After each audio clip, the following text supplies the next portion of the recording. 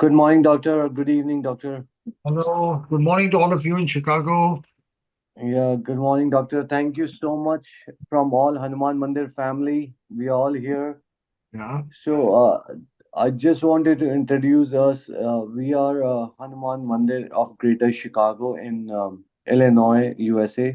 all right. And this is the first temple in USA which initiated something for the spectrum kids, as our there's so much program for the normal kids, but spectrum kids are always has been ignored, from the society.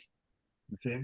So we initiated as a non-profit, just to support and help, because there were a lot of families were suffering. They did not have the data, they did not have resources, and they all come from India on H1 visa and different, and struggling with the job, struggling with the Ah, paperwork, struggling with the green card, struggling with every step. I mean, people think that USA is a easy place, but I can tell you, you can learn all the struggle in life from this place.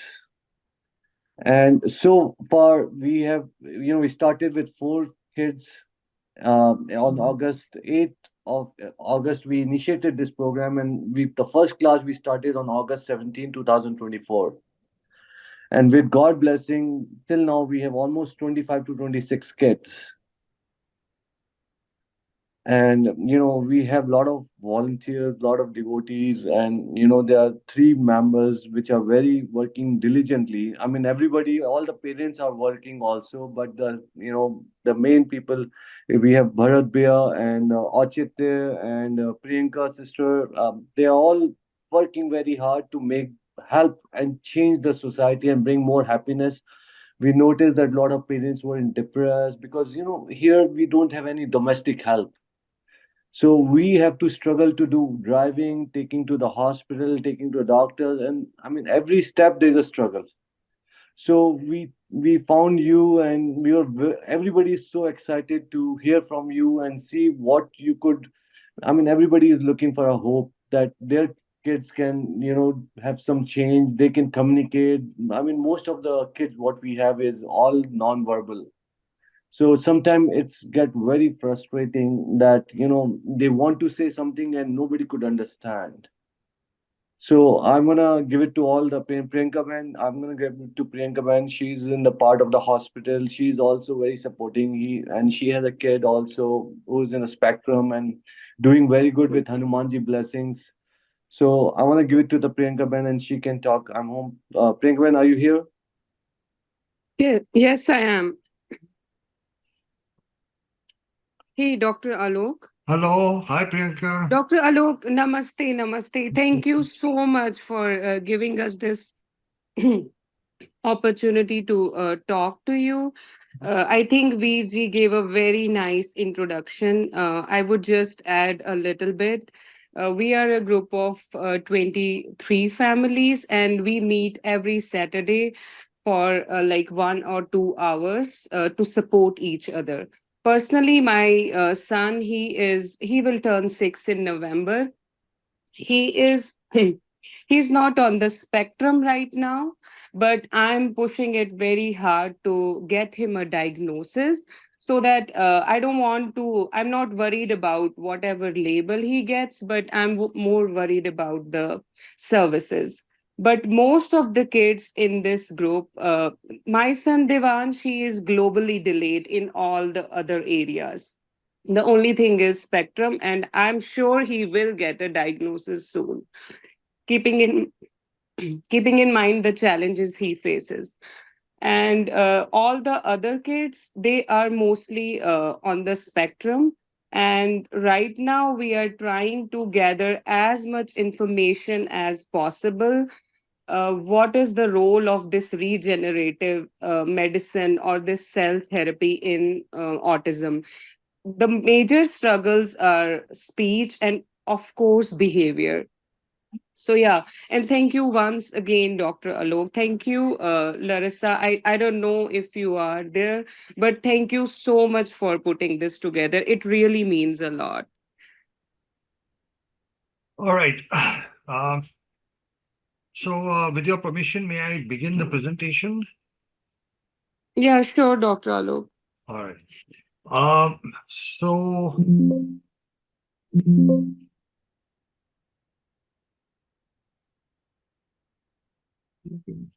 why is it moving down on this? One click. Huh? Escape. Click. All right, so that's us. I'm speaking from India, and you all are in the United States. And I gratefully acknowledge everybody from the Hanuman Temple of Greater Chicago. I have to show you something, okay? I'll have to take my camera off. All right, I don't know if you can see this. Can you just do this for me? Can you see this? Uh, can you people? Sarangpur Yes, Hanumanji. Nice. yeah, I know. So this is on my table all the time. This was given to me by the Akhand Swami. He's from Chicago, actually. There is a Akhand Swami of the movement who was in Chicago. He's a neuroscientist who turned a monk, and he gave me this. And he also gave me this. I don't know if you can see that. Can you see? Yeah, can somebody hold it closer? Yeah. Yeah. So if, as you can see, I have in Yes. front of me Hanumanji on my side, and this is, I've not kept this for you. This is, they're always there. You know? Just to let you know, I mean, that you have, can you just, yeah. I'm sorry, I have to disturb the camera to show you that. Uh, okay. Did you see that? Yes, yes, we can Uh, see that. This is great. Yeah. Doctor, is it from Swami Hari Prasad Shastri ji? This was a Akhand Swami, Swamiji of the Swaminarayan temple. The, the Swaminarayan people, he had visited us, and he came and he, gave us this. He came, visited twice. Once he brought the picture, and once he brought this. But he's originally based in Chicago. He told me he was, from a very good family. They had multiple houses, fancy car. He had everything in the world, and he decided to give up everything and become a monk. So anyway, that's just to show you that in front of me on my side, I have Hanumanji. Okay. Uh, First, Doctor, yeah. I want to add one small thing in it. You know, this Hanuman Mandir of Greater Chicago is the only temple in the world Uh, where we have two-faced Hanumanji, oh, and people walk 14 hours. Mhm. People take flight from New York and then they walk to come to Chicago because this is like a Siddh Sthan. This is not a normal. I have Okay. seen a lot of miracles in this temple. Mhm. And we invite you as our, I'd love chief to. guest. We only invite people who bring the change in the community and the society, and you are one of them. And we truly respect you, what you do, because we came to know that you do so much of treatment to orphanage kids. That's right. We really appreciate what you do, and may Hanumanji give you more strength and power to help all the spectrum kids. Sure. So before I begin, I always put a disclaimer that this talk is for information and awareness purposes only. This is not a substitute for a medical consultation, for which you should consult your doctor. Also, we must realize that each child with special needs is different and they require individualized treatment. So the information in this talk is generalized. It may or may not necessarily apply to your child. And most important, all the clinical results mentioned in this talk have already been published in peer-reviewed scientific publications in medical journals. What does this mean? So in the world of medicine, we have something called peer review, where your peer is your equivalent and review is somebody who reviews your data. So when we send our data to a medical journal, the editor, editorial board, and 3 independent people review that data, and only then they publish it. So it means that whatever data I present here has been reviewed by somebody and found suitable for publication. Why are we here? We are here because we have 20 plus special needs families, and we all are looking for just one thing. What best can we do? What safest can we do that our children can lead independent, normal lives? That's all we want, right? So that's the reason why we are here. So what is new? What is it that we bring new that you people are from the United States of America, the country that has or supposed to have the latest science, technology advancements. And what is it that's happening in the East that's not happening in the West? So the first is, this information. Now, all of you have children on the spectrum, and I'm sure none of you have had this brain scan done. Here's a scan, it's called a PET CT scan, where the blue areas are areas that are damaged, areas that are inactive, areas that are not functioning properly. And we have by now, my latest data showed 4,500 children on the autism spectrum that we have treated. And every single child with autism has what you're seeing on, what you're seeing on the screen, this blue. So when you do the scan in neurotypical or what we call normal children, you don't get this blue. And every child has this. So we were among the first to publish in a scientific medical journal. Hey, listen, this is the problem, guys. This is the reason why our children cannot talk, because the speech area is not working. This is the reason why they have behavioral issues. This is the reason why they cannot, concentrate and have attention, because these areas, they correlate with the problems in our children. And you know what? Nobody is not even looking at the brains of our children. Imagine if you had a fracture of the leg and your doctor did not do an X-ray to look for that fracture. Or if you had appendicitis or, abdominal pain and nobody did an ultrasound. Or if you had a cardiac problem and nobody did an angioplasty or 2D echo. But surprisingly, that's what's happening. So first, this is what is new. We've shown this in 4,000 plus children, and we've published this in a scientific journal. So there we have shown, and this is a technical list. If there are any of you who are medical doctors, you may understand this. The amygdala, hippocampus, parahippocampal gyrus, cerebellum, these are technical terms. So we found that these areas are working less. But we've also found areas of the brain that are working more. And that is the fascinating thing. The whole world looks at what they can't do. And our research has shown that there are parts of their brain that are working more than yours and mine. So, and this gives them that special ability, that special quality, that the things that they can do, we can't even think of. We are all aware that, Elon Musk had autism. He actually talks about it in, various, if you Google, you'll hear him talking about him having autism. Albert Einstein had autism. Some of the people who changed the world had this ability to, had this kind of brain. So what is new is we've now started looking at what is special in them instead of looking at what is not working in them. So this is a paper that's published in the very prestigious journal, the World Journal of Nuclear Medicine, where for the first time we showed what are the changes in the brains of these children. Why can't our children do the things that other neurotypical do? Because that part of the brain is not working. If something is not working, how will you expect the child to do what we are expecting them to do? We also have been looking at various other factors, and we found almost all our children with autism have low vitamin D levels. We found that there's decreased oxytocin in them. We are finding that they have certain antibodies to something called folate. We are finding an elevated homocysteine level. We are finding the elevated B12 levels in the mothers. So our work has shown all of this, and some of these things are easily correctable. Vitamin D comes from exposure to sun. Unfortunately, in today's time, whether you're living in whichever continent you're living in, because most of the time we are indoors, we aren't, because vitamin D is made when your skin gets exposed to sun, and there is no sun in Chicago. I'm sure it's 6 months of the year you don't get as much sun as you should, and that time also children are indoors. So this is all part of our ongoing research. So what is new about the treatment approach?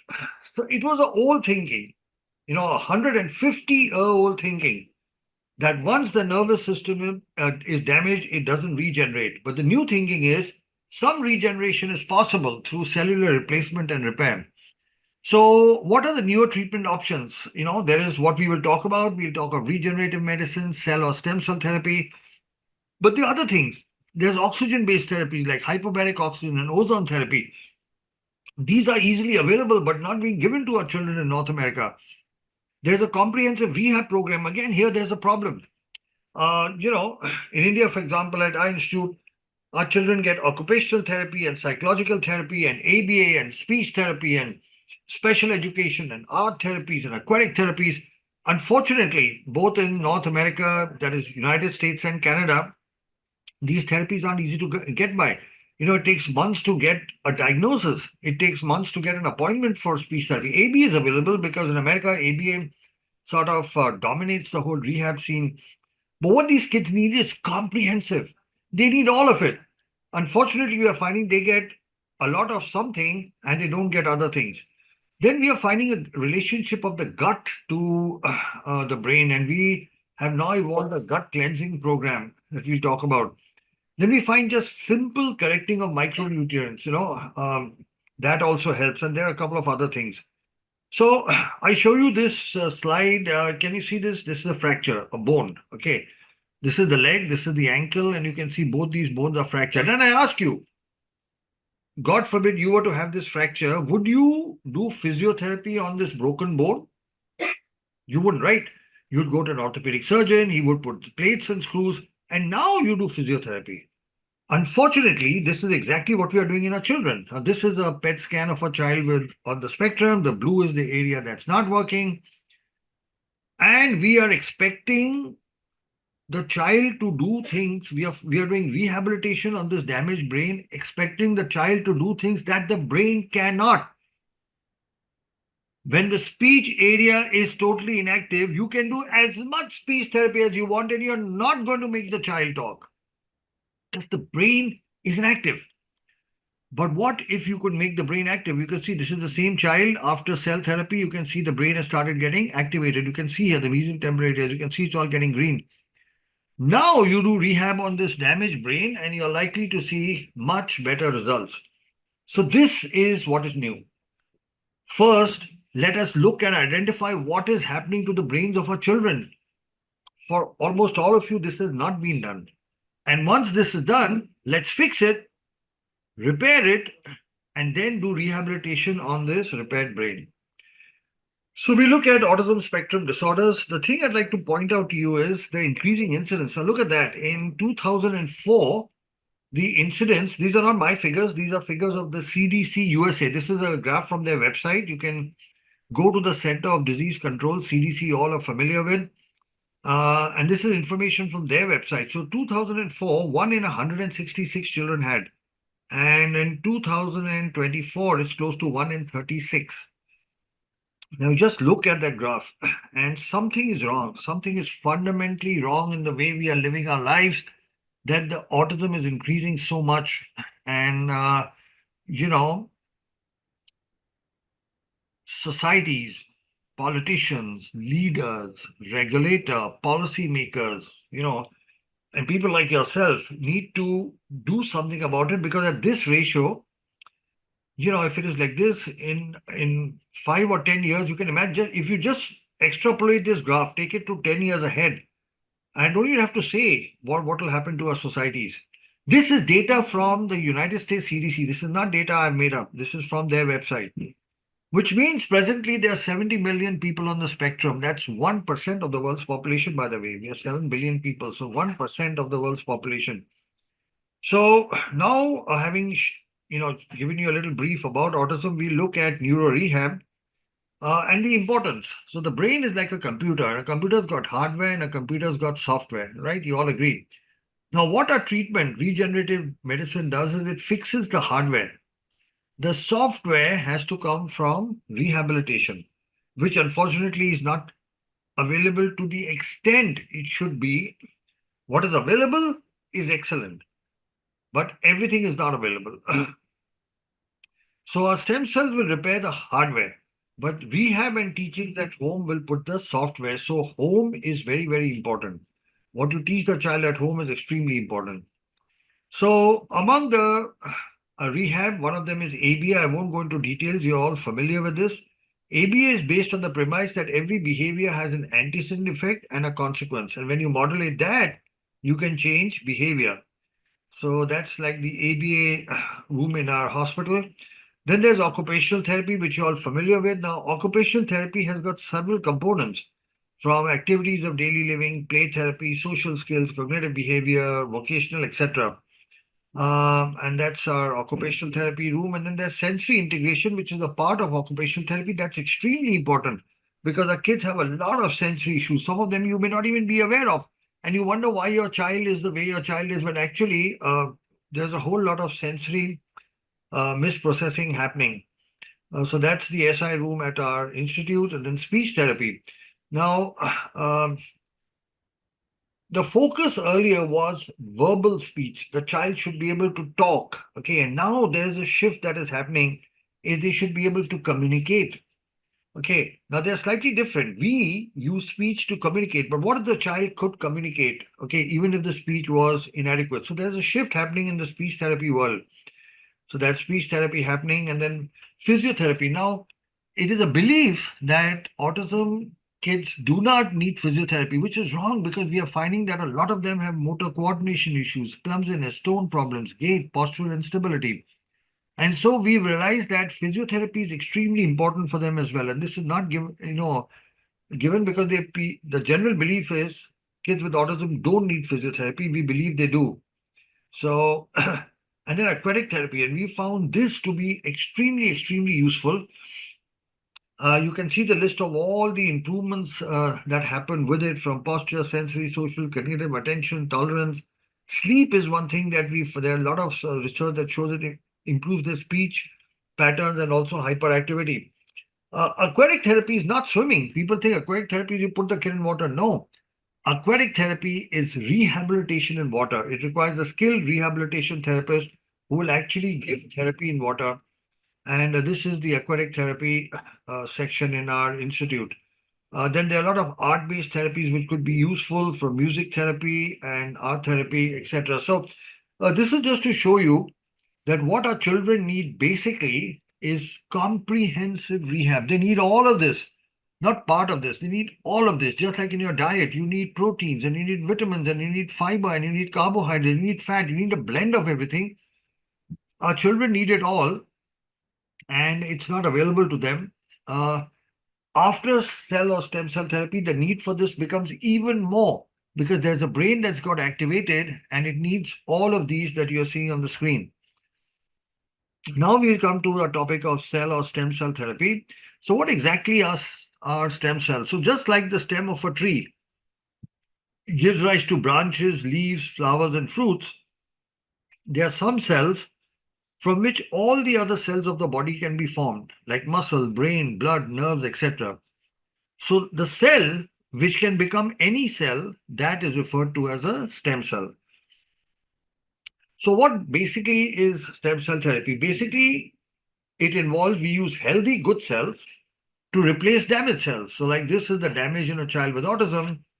You give stem cells and the damage will go away. So that's all there is to it. Now, how do stem cells work? First is these cells have the ability to multiply. So you take one cell and you can make thousands of cells from that single cell. Second, and this is the most important quality, the same stem cell can become a nerve cell, a blood cell, a muscle cell, a fat, cartilage, or heart. The same cell can convert into different cell types depending on where you put it. So when we put it in the fluid surrounding the brain, they become nerve cells. But the same cell, when we put into a muscle in condition called muscular dystrophy, they become muscle cells. So that's the magic. They can multiply and they can become where you put it, whatever you want. They also improve the blood supply. This is called angiogenesis. When you put it, more fresh blood comes to it. And they release certain positive growth factors that are referred to as different. There is, for example, something called BDNF, brain-derived nerve growth factor. We found that that has a very positive influence on repair and healing of the brain. So these neurotrophic factors that they refer to are very, very beneficial. So because of all this, the cell therapy repairs, regenerates, and replaces damaged tissue. So these three, repairing, regenerating, and replacing, causes the improvement. So there are different types of cells. You can have autologous cells. That means you take from the patient, from the child, and put it back in the child. Or you can have allogenic, where you take a donor cell and put it into your child. So what are the three steps of autologous cell therapy? The first is we put a needle into the pelvic bone, which is just above the hip bone. Here you can see the needle being put. This is a diagrammatic picture. Moment we put the needle, then we aspirate, pull with a syringe, and something called bone marrow comes out. We take this bone marrow to the laboratory. There we sort of filter it, separate the stem cells, and then with a very thin needle, we inject it into the lower back, into the spine, where there is something called the spinal fluid. It's called CSF, cerebrospinal fluid, which takes it straight to the brain. So in the whole procedure, there are only 2 needle pricks. With one, we put a prick into the pelvic bone, and one we inject into the spine. So there is no cutting, no stitching, nothing like that, no operation, just 2 needle pricks. Now we'll see a short video of how this works. So there you can see this is the child sleeping and this is the bone marrow coming out. We take it to the laboratory. We separate the cells. And then with a very thin needle, we inject it into the lower back. Those are the stem cells. So we'll just look at this video again because this is important. Bone marrow coming out. The bone marrow taken to the laboratory where the cells are separated. And once the cells are separated, we inject it into the lower back. So this is done in the operation theater. The laboratory is in the operation theater. So the bone marrow doesn't go outside. It is within the OT complex. We take it and we separate it. So what is the worldwide scientific papers on stem cell therapy? Let's look at what we will share what we do, but let's look at what the world is doing. So there are a total of 33 scientific studies which have looked at 461 patients, of which 359 have improved. So if you see worldwide literature, that's about an 80% improvement. Now, this is not the number of patients treated. The number of patients treated is in thousands. This is number of patients published, because the data gets published 2-3 years after the treatment. You have to follow up the patient for a year, and it takes about 2 years to publish this data. So as you can see, the world's first scientific paper came from India. We published that paper. The second one was from China. The third was from Italy. The fourth and fifth were from the United States. The sixth was again our paper. The seventh was from Vietnam, Iran, and ninth was from the United States. So you can see we have the world's first paper. So this is the world's first publication. It was autologous bone marrow mononuclear cell therapy, what is called an open label proof of concept study. This was published by us 2013, more than almost 11 years ago. And this is that paper. Now, this was a small paper because this is 11 years old. It was 32 patients, and we showed 91% of the patients improved. This second paper came from China by Yang Tao et al. This was data of 37 patients, and they showed a 88% improvement. The next paper came from the United States by Dawson et al. And they looked at 25 patients and showed a 90% improvement. The next paper also came from the United States by Kimberly, and this was 25 patients, and they showed 90% of these improved. Then the paper came from Mexico, Martinez, 24 patients and 95% improvement. This paper from Vietnam, 30 patients, 93% improvement. So you'll see all the improvements are in that range. Italy, Bradstreet et al., this paper, 45 patients, and their results were the lowest. They got a 78% success rate. Now, this is something called a systemic review or meta-analysis, where a researcher what I showed you earlier was the original work of those doctors. This paper, this is not original work. They collected data from all the previous researchers and put it together. So they put together 461 patients, and what they concluded was that cell therapy is safe for autism, and patients clinically improved, and they showed significant improvement in children on the various scales such as CAR, ABC, BABS, etc. So this is what is referred to as a systemic review. There was another one, a systemic review and meta-analysis. This was done by Chinese, and they looked at 325 patients, and again, they concluded it is safe and effective, and that their CAR score was significantly higher. Now, what are our published results? So I showed you this, the first data I showed you. This is the second paper. It was published in the American Journal of Stem Cells in 2020. And we presented cell transplantation as a novel therapeutic strategy. This is our results. We showed, for example, like 67% of our patients improved in social interactions, 80% improved in eye contact, 80% improved in attention, stereotypical behavior was 53, aggressiveness was 56% of the kids improved, 67 improved the hyperactivity, 58 improved the self-injurious behavior, 86 improved in sitting tolerance, 84 improved in command following. And now the part that all of you are most interested in, speech. So we found that 61% of our patients improved in speech. So please note that all the patients did not improve in speech, but 61% did. And 60% improved in communication. So this is our published data, okay, of 254 patients. Now, here's the interesting thing in our data. What we found is that the results depended on age. So those kids who were between 0 to 5, we had a very good success rate, 98%. Between 5 to 10, it dropped to 95. And then, 10 to 15, it dropped later to 90 and 91. So if you notice that between the best results are below 5, next best between 5 and 10. This is very important because if you treat early, you're likely to get better results. That's what our data shows us. Now, these are scans from a study. So this is a PET scan done on a GE machine. That's why it looks different from the other one. And you can see this is the cerebellum, the small brain, and the medial temporary. This was all damaged before. And you can see the improvement after the treatment. And this is on a, and the other one was a Siemens machine. There are two kinds of machines. So we have published 16 scientific publications in autism. Also, apart from papers, we have medical books. So these are medical textbooks that doctors read. So there is this book called Recent Advances in Autism. And there they've introduced a chapter on stem cell therapy in autism. And they asked us to write this chapter. So we wrote this chapter for this book. Now we will share just a couple of short videos of the clinical improvements. The first one is a child from America, and the father's a cardiologist, mother is a nurse, and let us see what improvements we had in them.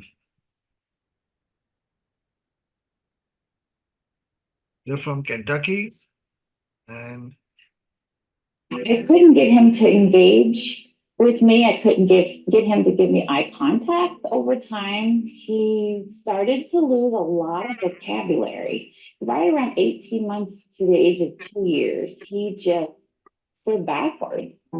He would flap like that, and he would walk on his tiptoes, look at the wall, and be talking to the wall. He had problems with eye contact. He'd never look you straight in the eye. He had problems with his speech. Some research and found out about NeuroGen. And the big question that I had in my own mind was, what is there to lose? And I could not come up with a good answer. And I said, we have to do it.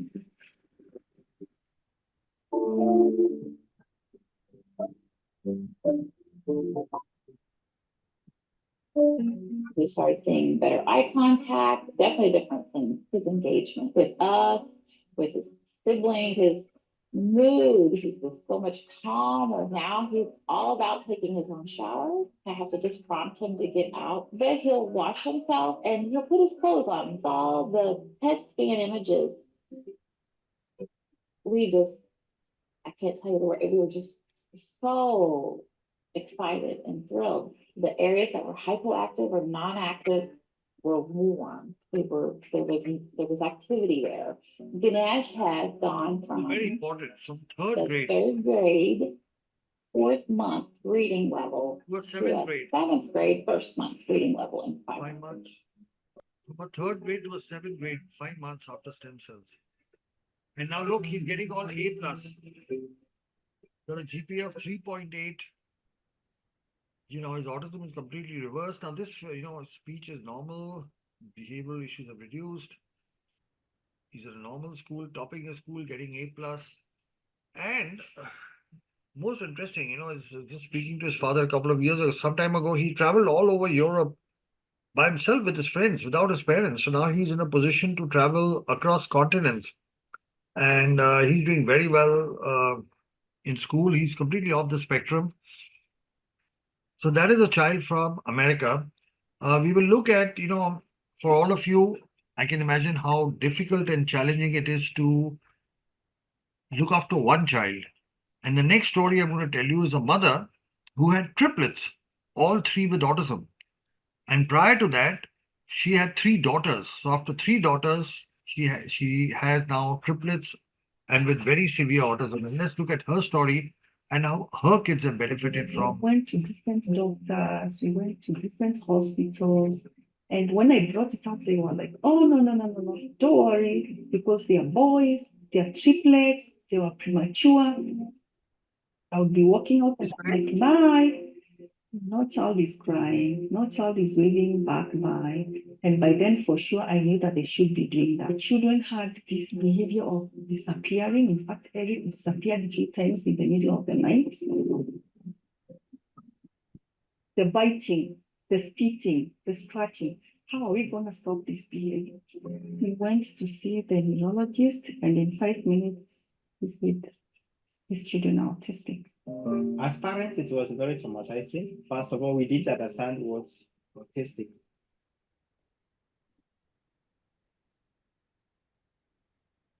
We went to different doctors.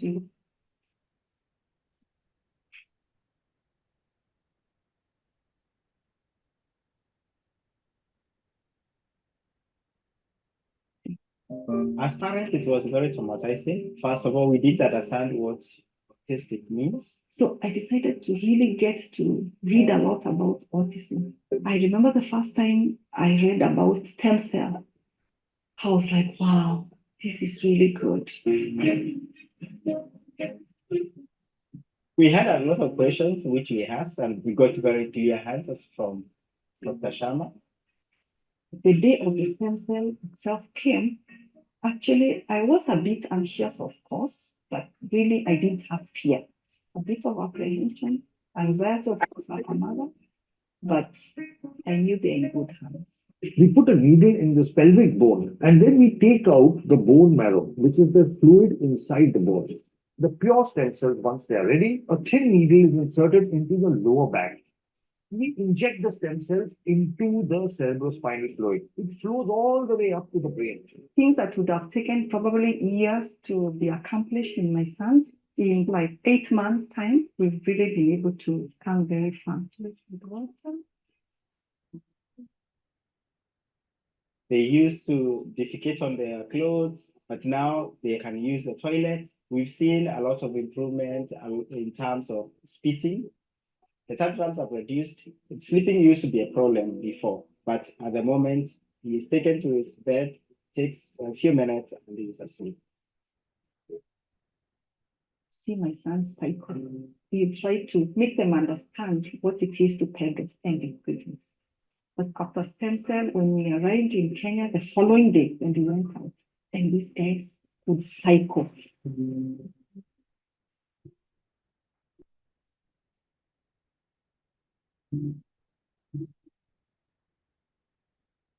I'm going to send you to buy tomato paste, okay? I'm going to send you to buy what? In the shop. Where is the shop? It's here. Okay. So I'm going to give you Money. for what? Buy tomato with lollipop. I'm going to wear my shoes. That's right.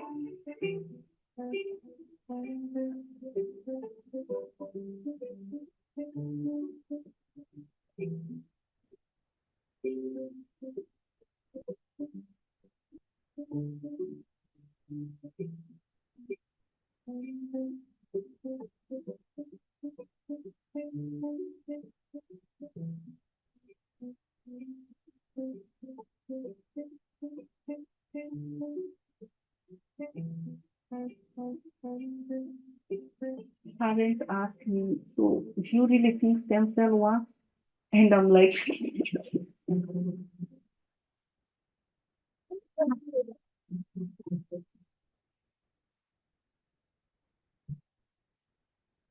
I can see changes, I can touch, I can feel, I can smell. Of course, for me, stem cell works. I'll do it until my children get well. So here, out of the three, one triplets, Vicky is completely off the spectrum, going to a normal school, completely independent. And the other two are about almost 80% close to there. So they've done well. And the last video I'll show is of a child from India. And there's a reason why I show this.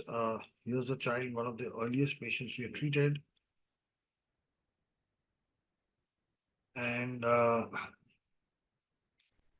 let's just look at a story and then I'll tell you why I am sharing this. Shantanu was my first child, so I was very excited about how he would be. But when I came to know that my child has a problem, it shocked me and I wondered, why did this happen only to me? Shantanu's behavior was very different from that of other normal children. For example, normal children walk on the feet, but Shantanu walked on his toes.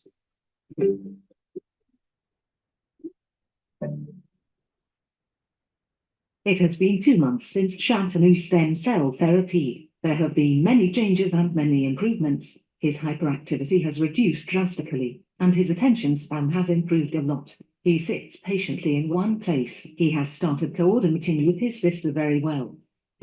He plays with her very affectionately. We are glad we took the decision to give him stem cell therapy.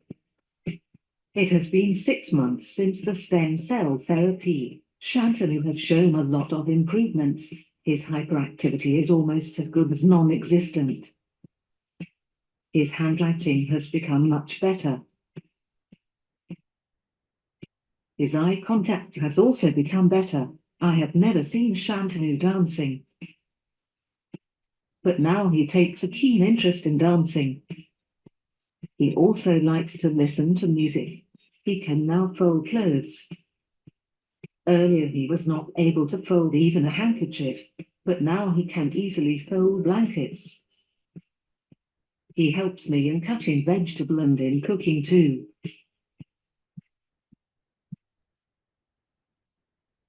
Goes to the market store for purchases. He passed his 10th grade. Very important. He passed his 10th grade in school.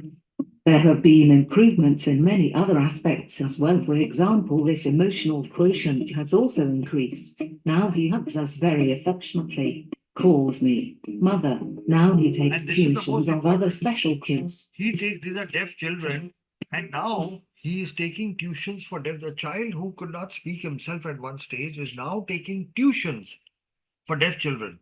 So that is the miracle of stem cells. So I'll very briefly run through cerebral palsy. In cerebral palsy, there is brain damage, but the problem we see is more in the body. We see weakness either on one side or just both the legs. So there are different terms given to this. The brain damage is more severe. As you can see here, the brain is, it's a little darker blue. So in cerebral palsy, the brain damage is more severe than autism. But even here, there's improvement. Look at this. On the left is the damage before. And on the right, 6 months after stem cell therapy, the brain has improved and the damage is gone.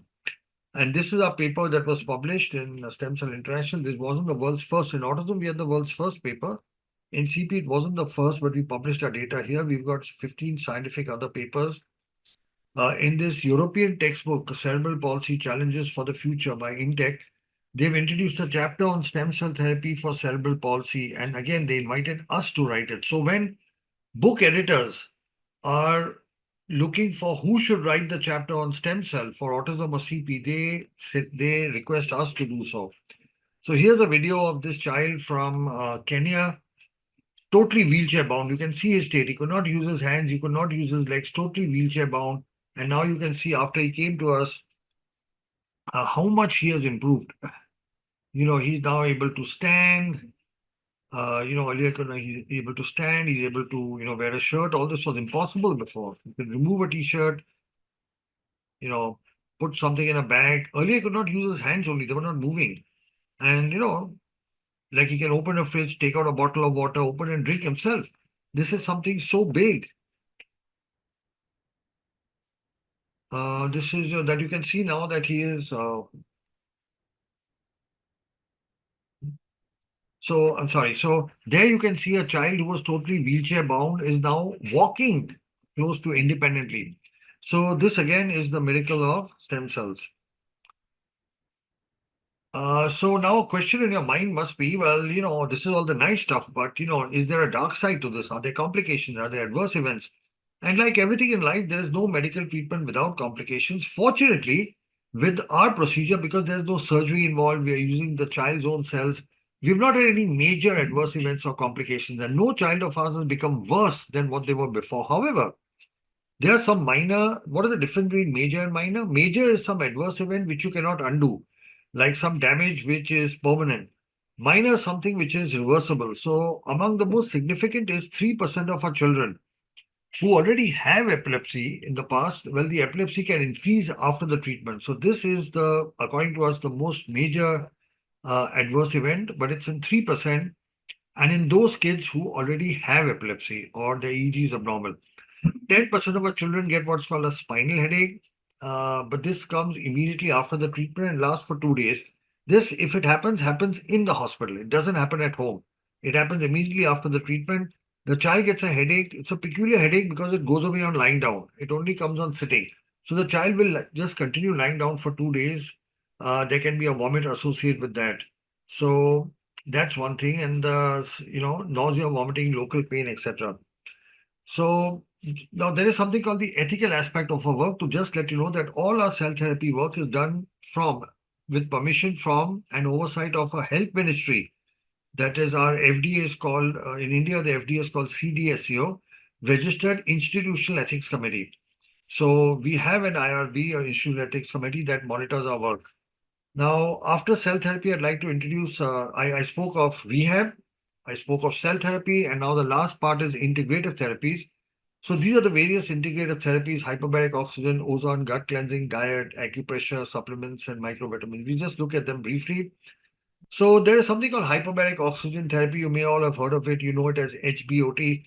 And basically what we do is there's a chamber, the child goes inside, the child is there with the parent. It's very comfortable. It's not claustrophobic because it's glass. There's a television screen there, so the child can watch cartoons, whatever, and kids really enjoy it. And so it's simple. It lasts for about an hour each therapy.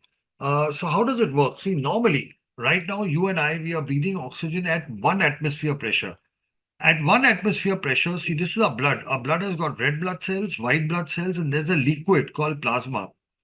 So at 1 atmosphere, only the red blood cells, the hemoglobin in the red blood cells carries oxygen. There is no oxygen in the white blood cells, there's no oxygen in the liquid.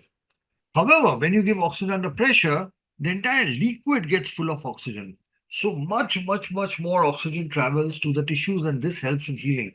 So there is a definite positive role, especially when you combine hyperbaric oxygen with rehab and cell therapy. We have found a significant better improvement. Then there's something called ozone therapy. So oxygen is O2, ozone is O3. It's like a superactivated oxygen. And we find that it kills all the infections, it reduces inflammation, reduces blood clots, and has an antioxidant effect. It is given by putting the child in a chamber. Sometimes it is given through the ear. We can give it through the rectum for gut cleansing, or it can be breathed through oil. So it has many beneficial effects, in particular for the gut.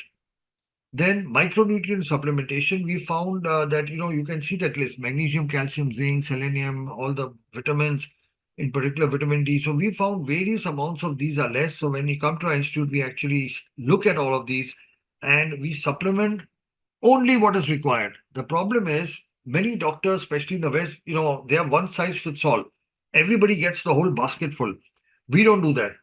We identify where there is a shortage and only give that, because sometimes giving supplements when the child is normal or high can also be damaging. So then there is gut cleansing, and what we do something called a gut microbiome test.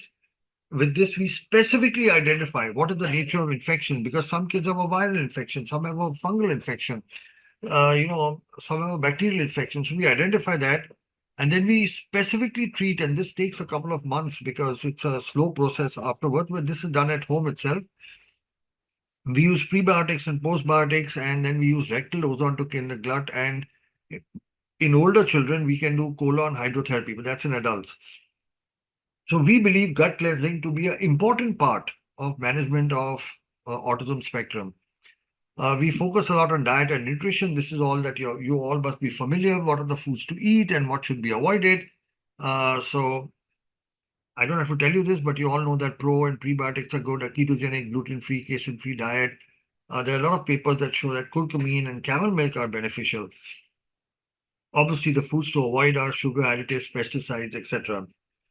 And a ketogenic diet is one which is high fat, enough protein, and low carbs. So what is the scientific basis of our work? So we have published over 100 papers, 106 papers on all these. That means all our data, everything I've presented is published in international scientific journals and it has been peer reviewed. You can see 16 papers on autism, 15 on cerebral palsy, 4 on intellectual disability. And I showed you these chapters in books. There's this book on physical disabilities that has our chapter, and these are books that we wrote.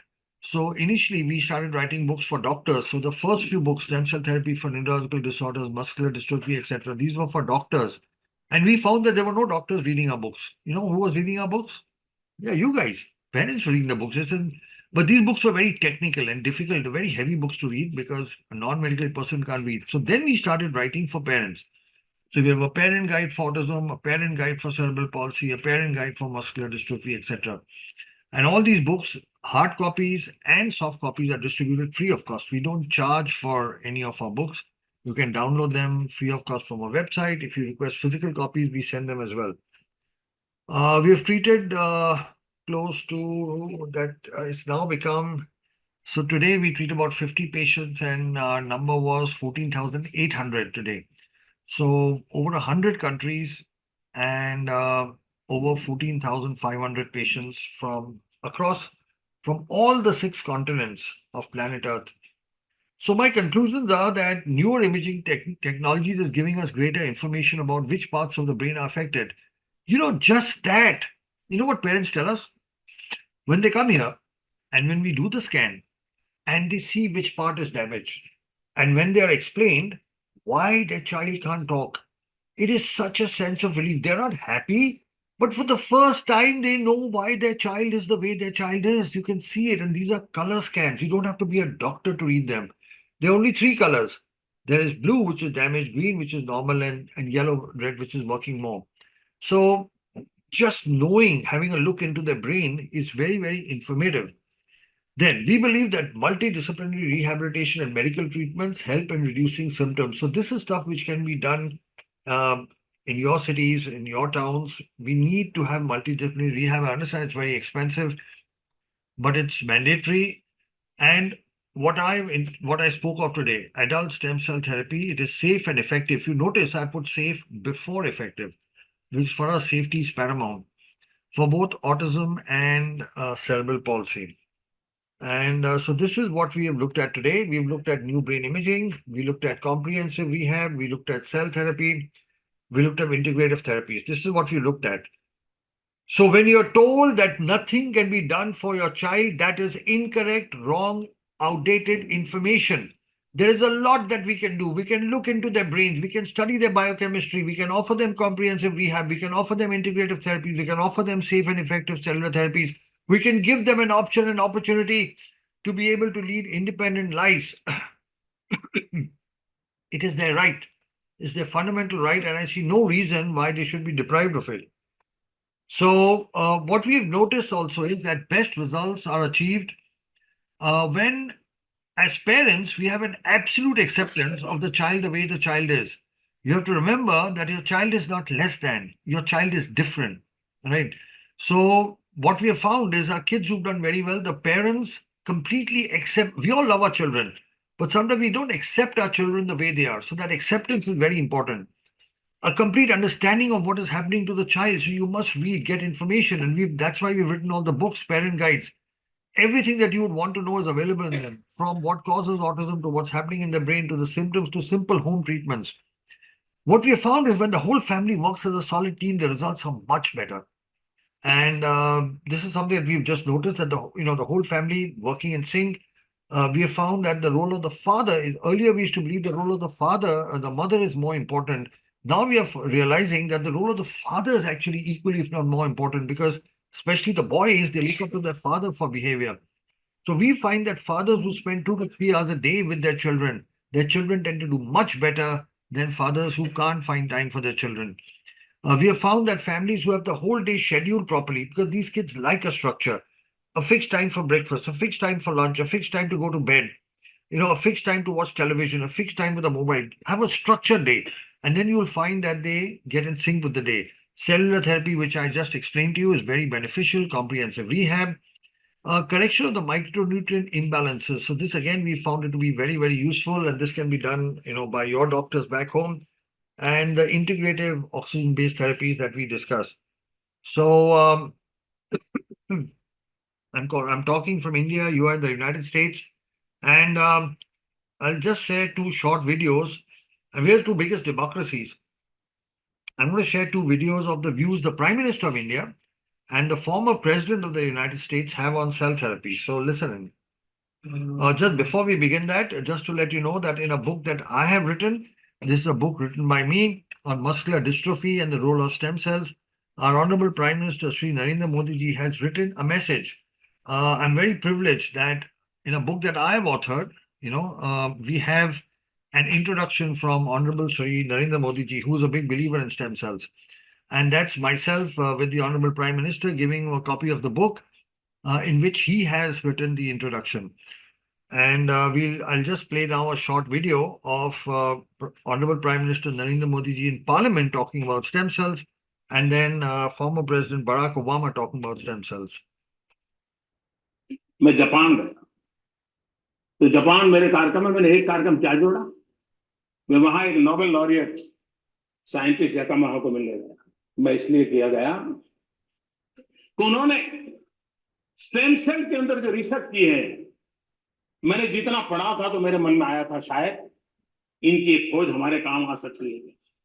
हम गए तो वहां गए, उनसे चर्चा की, और बेंगलोर के हमारे साइंस इंस्टीट्यूट के साथ आज उस दिशा में हमारा काम हो रहा है कि स्टेम सेल्स के द्वारा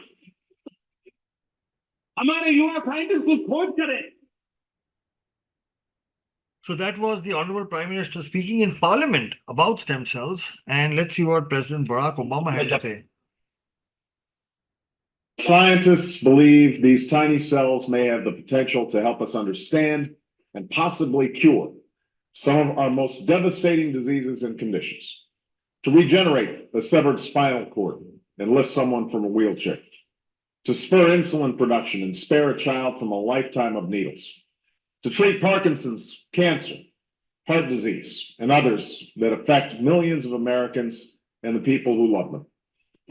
Today, with the executive order I am about to sign, we will bring the change that so many scientists and researchers, doctors and innovators, patients and loved ones have hoped for and fought for these past 8 years. We will lift the ban on federal funding for promising embryonic stem cell research.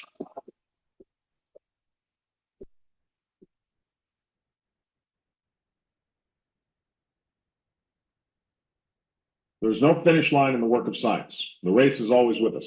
The urgent work of giving substance to hope and answering those many bedside prayers, of seeking a day when words like terminal and incurable are potentially retired from our vocabulary.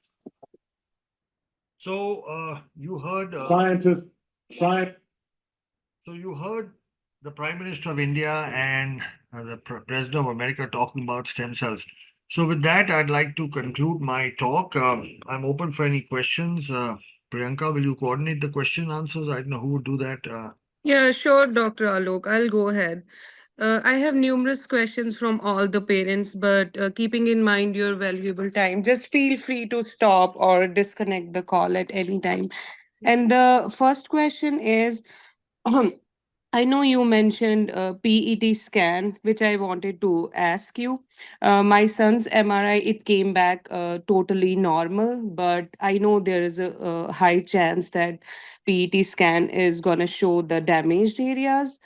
Do PET scans show evidence of healing or improvement in brain function pre and post stem cell therapy? That's the first question. Yeah, so they definitely do. So, by the way, all our children have normal MRI scans because the MRI shows you structure. It doesn't Yep. show you function. PET scans show you function that, even if, for example, in cerebral palsy, the MRI shows brain damage because there's a structural damage. There, the PET scan is also abnormal. But in autism, you'll find normal PET, but you'll find normal MRI, but you'll find PET scans normal. The most interesting thing is we do it before, we show you the damage, and post stem cell therapy, you can actually see, and I showed you slides of brain before and after. you can actually see the blue going away. So there is objective evidence of healing of the brain. Sure. And Dr. Alok, from my understanding, as you said, in a kid who is on the spectrum, some parts of the brain are functioning low, but Yes, some parts of the brain, like if we take the higher part of the brain, they are working more than the neurotypical. yes, Like I that's right. couldn't think about something, but these kids are like, that extra brilliance. So, Yeah. do PET scans show us those areas too, which are functioning more than the Yes, neurotypical children? absolutely. Priyanka, they absolutely show. And I showed Okay. that in my talk as well. I showed areas that, were working more. So we've identified and we've published this in a paper. There are parts of the brain. That's why these kids are able to do things that we cannot do. We have kids doing amazing level of mathematics. They have an amazing level of higher functioning. They're able to see things that we can't perceive. So they are masters in non-verbal communication, things that you don't say, they are able to figure out. So they have very special abilities, and the brain scans are showing that. Yep. Yep. And second question is, what is the role of regenerative medicine and cell therapy in treating spinal cord injuries and paralysis? Because we have, I think, 2 or 3 kids with spinal cord injuries where they have been told that this child would never be able to walk or do this and this.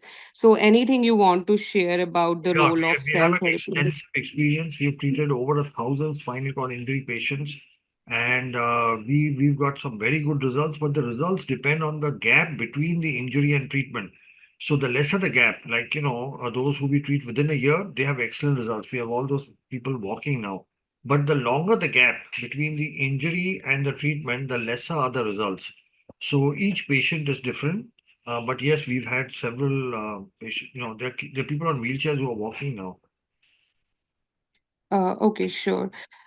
Question number third is, what's your take on supplements for kids? Since you mentioned they are low in vitamin D, I'm not sure about vitamin B12. I think you said they have high amounts of vitamin B12.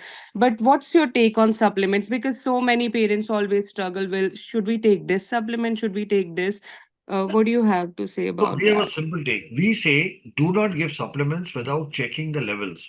So when you come to us, we check all the levels. We'll check the vitamin D level, the B complex level, and then we supplement only that which is less. So the difference between us and everybody else is that they will just give you a whole bag full of supplements. Take this whole thing, because they're manufactured. You get a bottle which has got all from A to Z, all vitamins. So our suggestion is, because we have found sometimes the Mhm. problem is because of increased levels. They have higher levels than normal, and that can also cause a problem. So now I cannot give you specific answers for each child, but the basic principle is check the levels and give supplements only for those which are less, not for those which are normal or in excess. Sure. What is the ideal age to get this treatment done? I mean, if I have heard people talking about neuroplasticity, that brain could do wonders at any age. But then I saw some of your PPTs where you were mentioning 1 to 5, and then 5 to 11, and then 11 to 18. Would you discuss something about what's the Yeah. ideal age to So get this there is done? no ideal age. The earlier, the better. Okay. So, for example, we've got a doctor from Kenya, Nairobi, who the moment he diagnoses the children at 2 years, sends us, he will not even start rehab, he just sends them to us. And we've got the most amazing result. These kids, by the time they're 3 years old, are off the spectrum. Okay. In 1 year's time, they're off the spectrum because they come to us early. So, what we have found is there is no ideal age. The earlier, the better. If you do it at 3 years, it is better than doing it at 5. If you do it at 5 years, it is better than doing it at 7. If you do it at 7 years, it's better than doing it at 9. Now, there is no minimum age, there is a minimum body weight. We cannot do this in children below 10 kilogram weight. So, the weight has to be more than 10 kilogram. The youngest that we have done is an 18-month-old child, but that was a spinal cord injury, there was an accident case and we had done it. Autism, the diagnosis normally doesn't happen that early, it happens after 2. So, but we found that the best results. So, by the way, girls do better than boys. Kids at an early stage do better. Now, if you see our scientific papers, we found that below 5, we get the best rates, the best results. Between 5 to 10 is the next best, and then after puberty, the results drop significantly. So once this puberty is when a boy becomes a man, you get a mustache, hair, sexual organs develop, and in girls, menses start. So after that, the results are a little lesser. They are still there, but much lesser. So the answer to your question is the earlier, the better. So, Dr. Alok, would you recommend a 19-year-old or a 20-year-old, that age group, to go for it? What's your honest take on it? See, now the thing is, the oldest we have treated is a 35-year-old. Remember, the child was from England and Okay. son of a very well-known politician. So we actually tried to dissuade them because he's a big shot politician, and we said, no, I don't think there'll be any improvements. But the parents insisted. And he also improved. I mean, I'm not saying he's normal, but he improved a lot in behavioral issues and in work independence at home. And in fact, he earlier used to paint, but after the stem cell, he developed a special expertise in painting. And now his paintings he has exhibitions and they sell for thousands of pounds. So um, at 19, we can do it, but we are guarded with our results. We don't give any commitments of, below 5. Sure. I'm absolutely sure of the improvement. After that, we are guarded.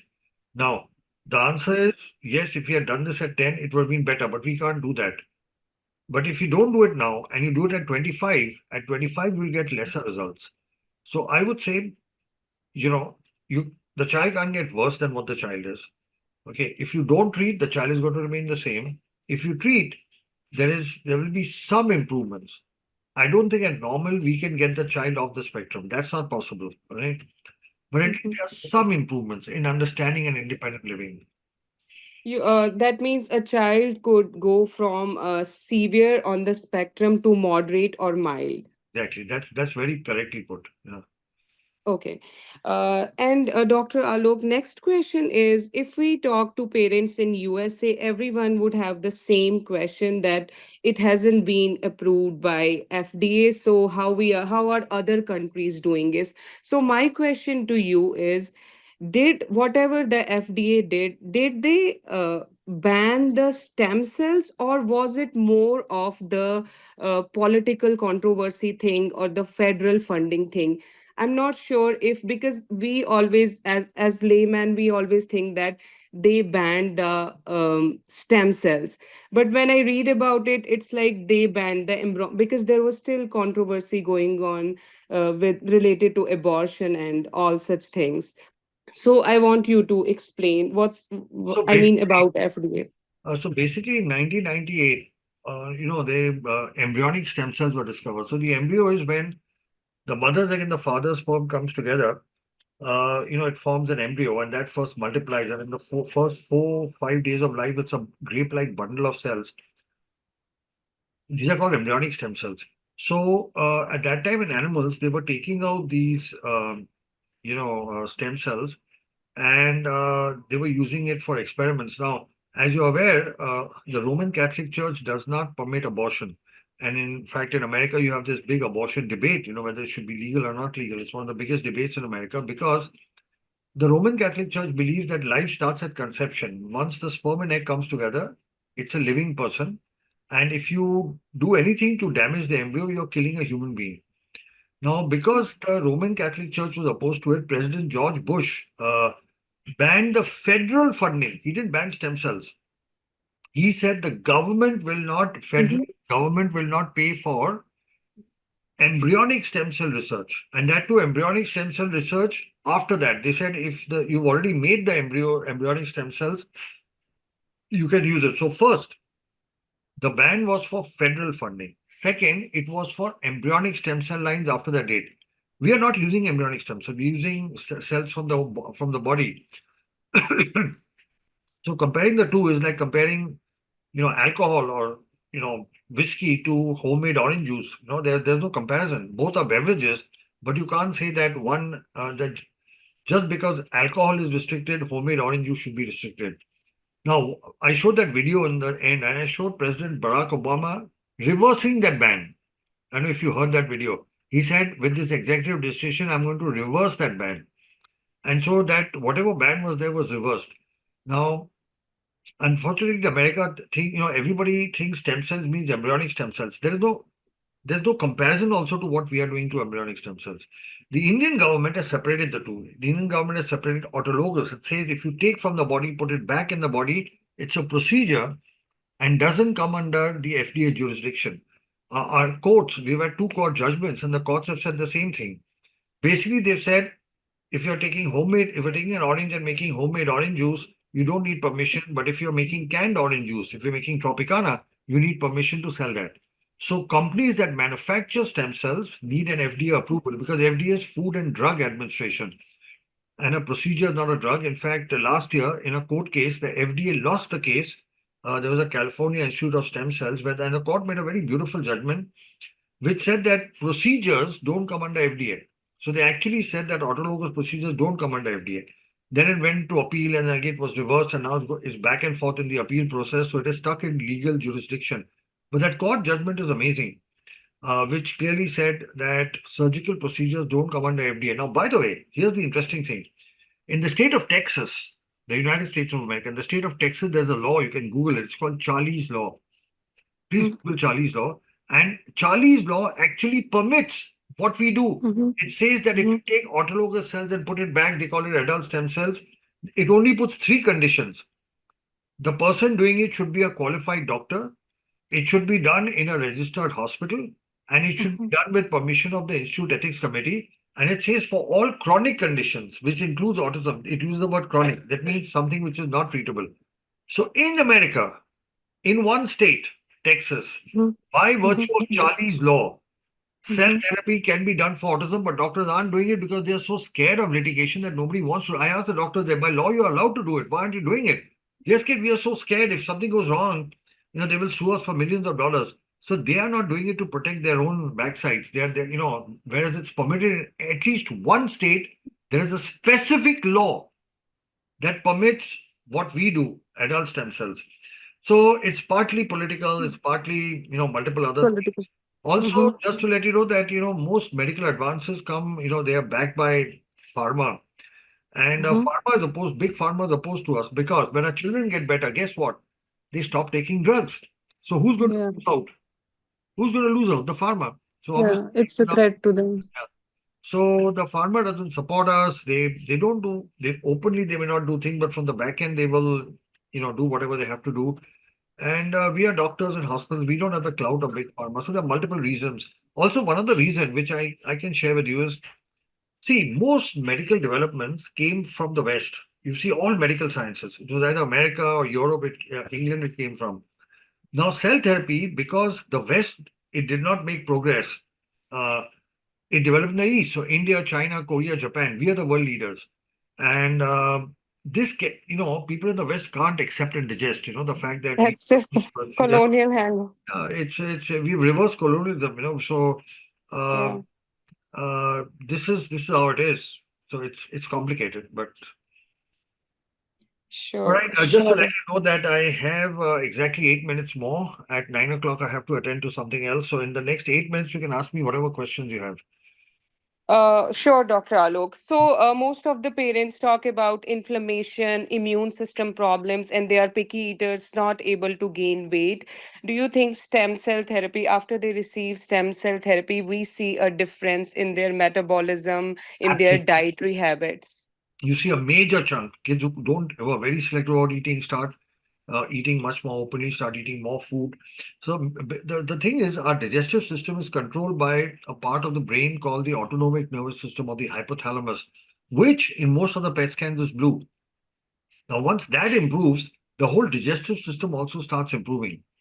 So, we have children, for example, who would eat mud and sand and, they would eat toothpaste. And we have several children who eat their own poo.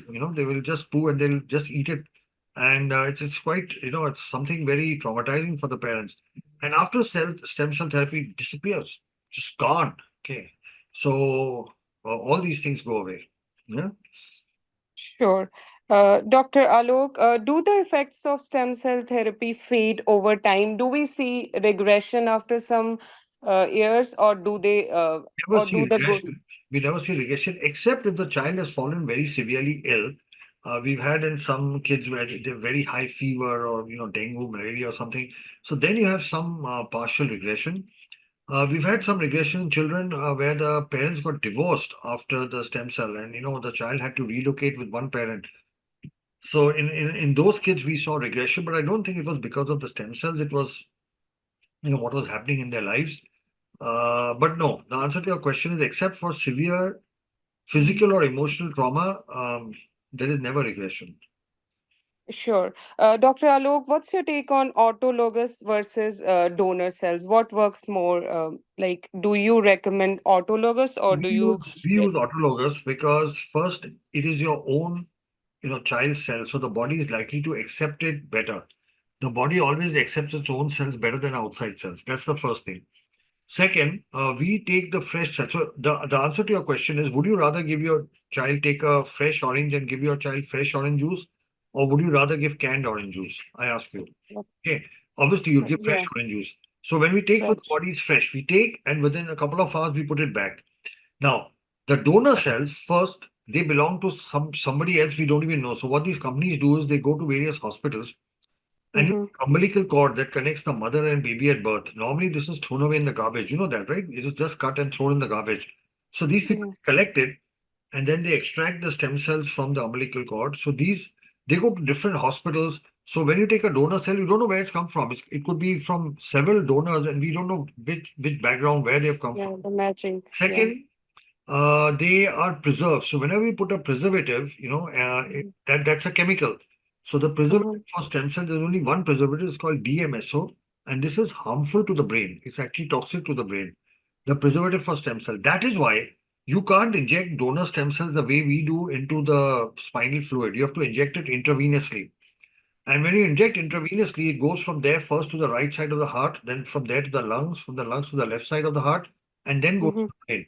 So it goes via this long circle. In the brain, there is something barrier called the blood-brain barrier, which may not permit these cells to come. Also, these are cryo-frozen at minus several degrees. So would you rather have fresh from your child, which you know is your child healthy, put in your child, Yeah. or from Yeah. donors we don't know? Would you put something with no chemicals or preservatives, or would you put something with preservatives? Would you put something at normal temperature or something that is frozen? Would you put something, Yeah. we put it directly in the spinal fluid, so it goes straight to the brain. Here it goes through an indirect route, via, and then we don't know what happens to them. So that's the difference between the two. Sure. Dr. Alok, how do we determine the count of cells? I mean, how many are required, and what's the deciding factor? So that's a complicated algorithm. It depends on multiple factors, including the body Okay. weight and all of that. And we have systems, there are automated systems that decide how many cells, and there is a cell counter which actually counts. So we generate a report of not just the number of cells, but also what percentage of the cells was viable. And this computer generated report, this system generated, machine generated report is attached to your discharge summary. So you know exactly how many cells your child got. Sure. Dr. Alok, unfortunately, I won't be able to cover all the questions, but just one. I believe we should have some other channel in future in case we need to talk with you. But would you throw some light on the cost factor? Why are the rates so expensive for people living in US versus people living in India? Is it more about the amenities we get alongside stem cell therapy, or is it the actual cost of stem cell therapy? Okay, so the thing is exactly the same in reverse. I don't know if you know it, but if I come to America and take treatment, I'll end up paying 2 to 3 times the price that you would pay, right? For example, the same is true of education. So if your child is getting educated in America versus our children who go there, I know the fees is about again 2 to 3 times that. So the reason is that the cost to you is subsidized because you pay taxes there, right? So we have the Indian price is the subsidized price for people who pay taxes in India. And there are some subsidies we get which we can pass on only to people from India. Secondly, the services offered are very, very different. So those who come from overseas, there is from the airport, pick up and drop, all the investigations are included. For the people from India, they have to pay separately for all the tests, PET scan, everything separately.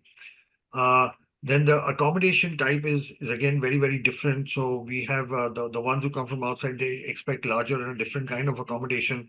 So there is a big difference between so with overseas patients, it's a comprehensive thing. Like everything is included. You pay one price, and that's why it's marginally higher. So our policy is very clear. Those who pay taxes in India will get the subsidized price. Like I said, our corporate social response, all orphans we treat free of cost. Children from tribal areas we treat free of cost. Children from slums we treat free of cost. Children from routed areas, all soldiers from the army, Air Force, Navy who are injured in the line of duty, all their spinal cord injuries we treat free of cost. So there's a lot of compensatory fee work that we do. And then we have to, of course, counterbalance it with charging. So what we are charging is a standard, what is called the rack rate is for people from overseas. And the subsidized pricing is given to people who are Indian taxpayers. So that sort of explains. However, nobody is deprived treatment for want of money. We have a social work department that evaluates the patients. So even if a patient from America wants a subsidized price, Indian price, they have an option. They can apply to a social worker, but then they have to give, so here's what happens. A social worker will ask for proof of income. For example, if it's a single mother, she's not earning, we will give her a completely subsidized price. So we individualize our costs. But for that, you have to send evidence. So when our people say, well, can you, show us your income? Then they get offended. Oh, no, how can we show income? How can you ask us to show income tax returns? So you can't expect a subsidy if you will not show your income. Do you understand?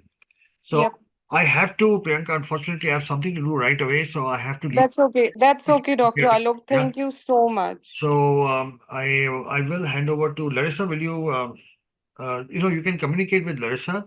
I'd be happy to meet up again sometime. Thank you so much for your attention. Thank you to all of you for attending. Yeah. Thank you so much. Thank you, Dr. Alok. आपका बहुत बहुत शुक्रिया.